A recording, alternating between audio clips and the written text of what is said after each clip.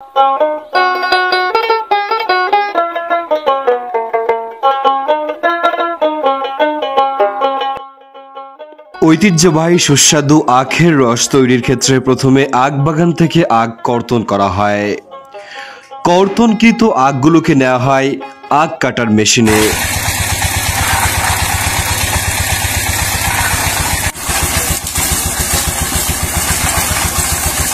আখ কাটার মেশিনে নেওয়ার পর মেশিন থেকে আখের রস বের করে নেওয়া হয়।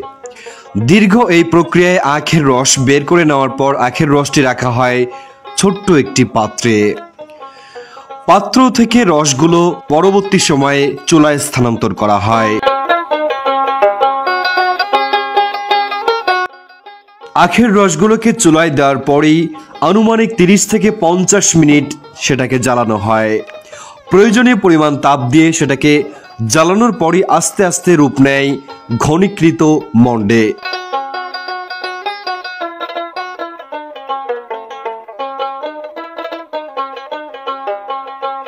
ঘনীকৃত মন্ডটি পরবর্তী সময়ে গুড়ে রূপ নেয়। তৈরি হলো সুস্বাদু আখের গুড়। পরবর্তী সময়ে এটাকে নির্দিষ্ট পরিমাণ পাত্রে সংরক্ষণ করা হয়। বছরে দীর্ঘ সময় ধরে এই গুড় পরিবেশন করা হয়। পাবনার ঐতিহ্যবাহী আখের রস সারা বাংলাদেশের চাহিদা মিটিয়ে বৈদেশিক মুদ্রা অর্জনেও ভূমিকা রাখছে।